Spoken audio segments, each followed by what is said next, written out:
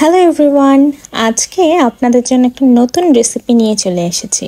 আমরা যারা ডায়েট করছি তাদের জন্য কিন্তু এই সালাডটা 100% ভালো, কারণ এতে আমি যা যা উপকরণ মিক্স করেছি আপনারা চাইলে খুব সহজেই প্রত্যেকটা মিলে আপনাদের সাইড মিল হিসেবে রাখতে পারেন এবং আপনার পেটও ভরবে। এটা আমি ইউজুয়ালি সকালবেলা খাই, যেহেতু আমি সকালবেলা উঠে তেমন ভারী কিছু খাই না এবং কার্বোহাইড্রেট কিছু খাই না, তো আমি এটা খাই যেটা হচ্ছে এই সালাডটা খাই যেটা আমার পেটটা খুবই ভরা রাখে। তো চলুন আজকে শুরু করা যাক যে আমি এই সালাডটা কিভাবে বানিয়েছি। আসলে সালাড তো আমরা সবাই বানাতে পারি, বাট এটার মধ্যে কিছু উপকরণ আছে যেটা দিলে আপনার খেতে আরও বেশি মজা লাগবে। প্রথমেই আমি এখানে গাজর, শসা, টমেটো, বাদাম আর কাঁচা ছোলা নিয়ে নিয়েছি, সাথে পেঁপে কুচিও আছে। ছোলার পরিমাণটা বেশি নেওয়া যাবে না, তখন আবার বেশি সমস্যা হবে, 1 মুঠের মতো নিলেই হবে। আর বাদাম আমি অনেকগুলো নিয়েছি কারণ আমার বাদামটা একটু বেশি ভালো লাগে, বাট বাদামও কিন্তু একটু কন্ট্রোল করে খেতে হবে। তো এখানে হচ্ছে আমার সব উপকরণগুলো। আপনাদের এর মধ্যে আপনারা যদি চান ক্যাপসিকাম ইউজ করতে পারেন, তাছাড়া পেঁপে ইউজ করতে পারেন। আমি একদিন পেঁপে দিয়েও খেয়েছিলাম, বাট শসা যদি না থাকে তখন আমি পেঁপে ইউজ করি, আর যখন শসা থাকে তখন হচ্ছে আমি শসা দিয়েই খাই। তো আমি 2টা ডিমও নিয়ে নিয়েছি, কারণ আমার ডিম দিয়ে মেখে খেতে অনেক বেশি ভালো লাগে। কারণ যখন আমি প্রত্যেকটা বাইটে 1 পিস করে ডিম নেই আর তারপরে হচ্ছে শসার এই সালাডটা নেই, আমার অনেক ভালো লাগে। তো এখানে হচ্ছে আমি শসাগুলো নিয়ে নিচ্ছি। সবার প্রথমে শসাগুলো একদম ছোট ছোট করে কেটেছি, যাতে করে অনেকগুলো একসাথে প্রত্যেকটা উপকরণ আমার চামচে থাকে। এর জন্য শসাগুলো আমার একদম ক্লিন করে আমি ধুয়ে একদম রেডি করেই আপনাদের জন্য দেখাচ্ছি। তারপরে আমি গাজরগুলো নিয়ে নিব। গাজরটাও ছোট ছোট করে কুচি কুচি করে কেটেছি। আসলে সালাদে ইউজুয়ালি আমরা এভাবেই কেটে থাকি। তারপরে আমি টমেটোগুলো নিয়ে নিব। তারপর বাদাম এবং ছোলাগুলো দিয়ে আমি খুব ভালো করে মাখাবো। বাট টুইস্টটা হচ্ছে এটাই, আমি কি দিয়ে মাখাবো। আসলে আমাদের তো সালাদ আমরা অনেকে আছে যে একদম সাদা লবণটা দিয়ে মাখাই, বাট সাদা লবণ দিলে আসলে একটু প্রবলেম আছে। সাদা লবণ ওরকম খাওয়া উচিত না।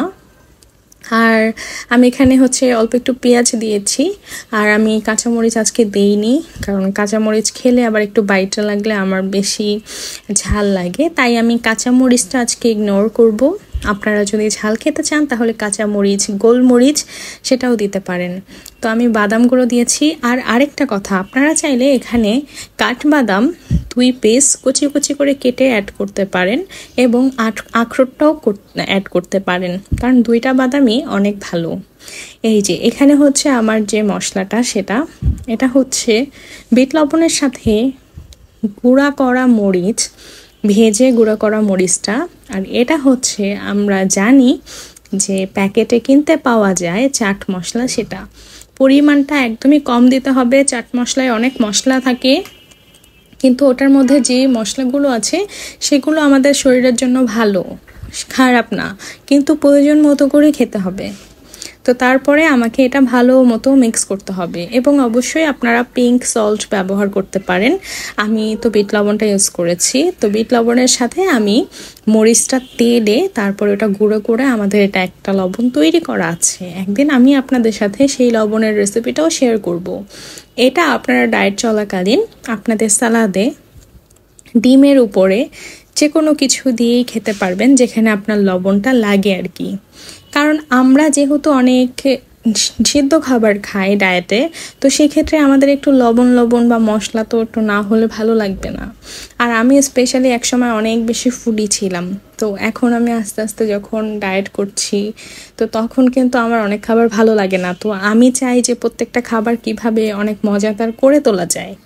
তো এই হচ্ছে আমার 2টা ডিম। আজকের ডিমটা একটু নরম নরম ছিল, আসলে বেশিক্ষণ কুক করা হয়নি তাই, বাট এভাবে খেতেও আমার ভালো লাগে, খারাপ লাগে না।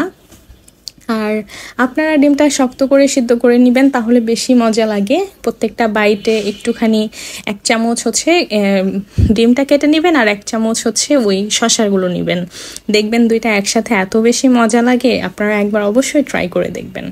দেখেন ওই সাইডে আমার ডিমগুলো আছে, বাট আজকের ডিমটা হচ্ছে আমার একটু নরম হয়ে যাওয়াতে এটা আমি এক্সট্রাই রেখেছি, কারণ ওখানে কুসুমটা তো বেশি নরম, তাই আমি এখানে দিইনি।